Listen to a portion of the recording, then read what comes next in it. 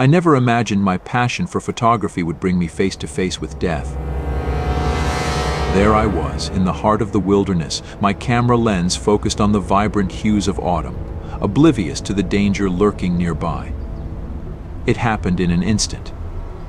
One moment I was adjusting my lens, the next, a low growl vibrated through the air. My heart froze. Turning slowly, I saw her. A grizzly bear. Her massive body just yards away, with cubs in tow.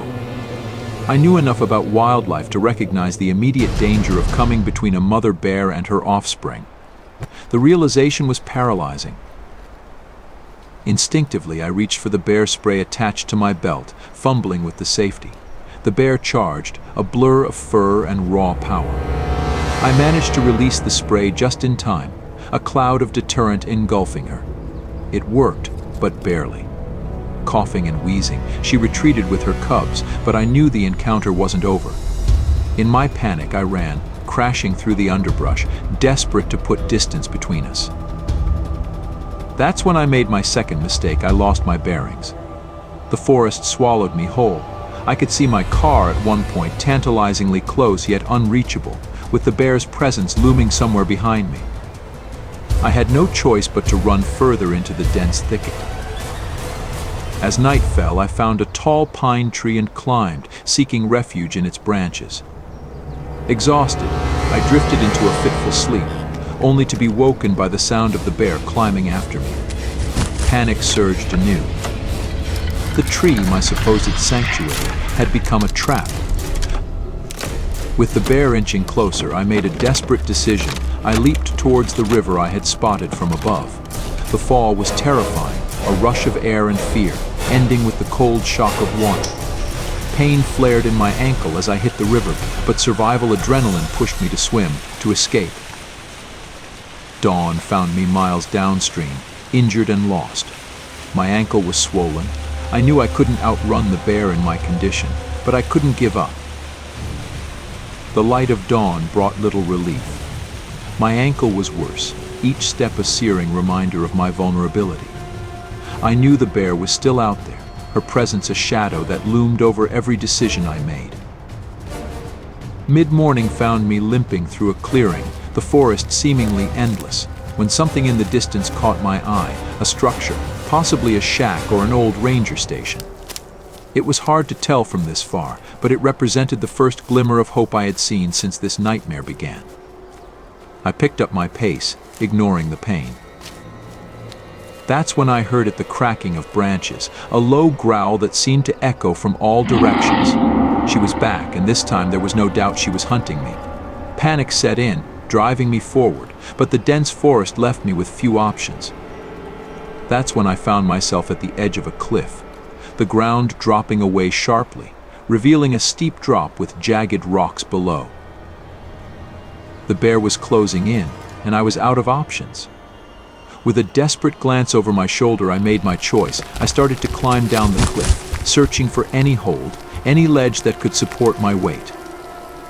Halfway down, I found it, a narrow ledge, barely wide enough to stand on, with the cliff wall to my back and open air in front.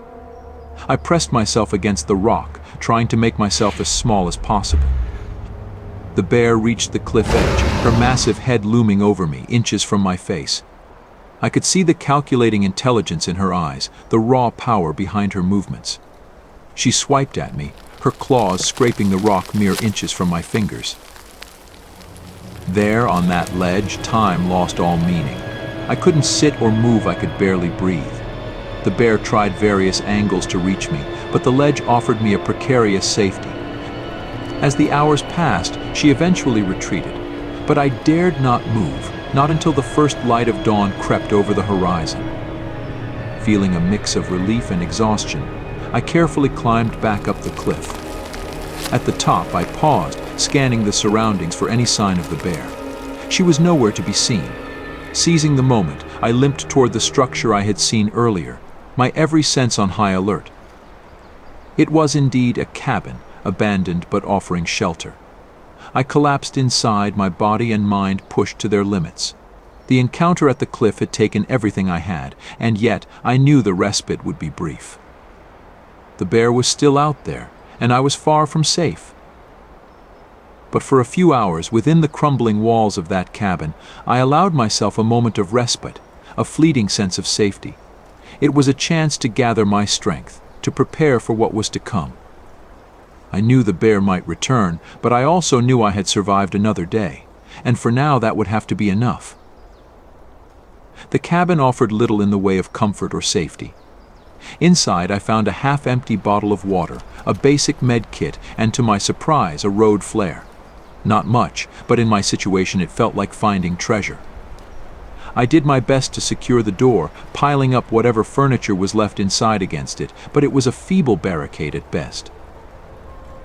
As darkness enveloped the cabin, the forest's nocturnal symphony was once again replaced by a deafening silence. That's when I heard it, the unmistakable sound of something large moving outside. She had found me. The bear tested the cabin, her massive body easily pushing against the weak structure. I could hear the groan of wood, the creaking of nails pulling away. I backed away as far as I could, my heart pounding in my chest. Then, with a violent crack, boards splintered apart, and her head burst through the wall. "Here's Johnny," I couldn't help but think, a grim humor in the face of death. Panic seized her, as much as it did me. Trapped, she began to tear furiously at the walls, widening the opening with every swipe of her claws.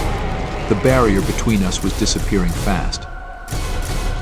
When she lunged through the gap, my instincts took over. Pain exploded in my leg as her teeth sank into flesh. The flare. I grabbed the road flare, striking it against the floor. Its bright, searing light and hiss of ignition startled her, and when I thrust it towards her face, the flames licking at her eyes, she recoiled with a roar, retreating through the hole she had made. The cabin was open to the night now, but I had a moment of reprieve. Gritting my teeth against the pain, I managed to light a small fire with the flare, the flames a beacon against the darkness. I huddled near it, using the med kit to tend to my wounds as best as I could, every noise in the forest making me tense. But she didn't come back. Maybe the fire deterred her, or perhaps the flare had been enough to convince her I wasn't worth the trouble. I'll never know. As the first light of dawn crept over the horizon, the sound of voices broke through the silence. They found me by the fire, bloody and broken but alive. I had survived. They told me it was a miracle I made it out alive. As they carried me back to civilization, my thoughts were a jumble of pain, relief, and an overwhelming sense of gratitude. I had faced death and lived to tell the tale. But the wilderness, with its beauty and danger, had left its mark on me. I would never be the same. I had come to capture its image, but it had captured a piece of me instead. A piece I would carry with me forever, a reminder of the thin line between life and death, and the strength we don't know we have until we're forced to find it. I made it out. But the scars, both physical and mental, would ensure I'd never forget those 3 days when a grizzly bear hunted me, when I stared into the abyss and by some miracle managed to stare it down. Thank you for watching. If you enjoyed this story, please hit the like and subscribe button below.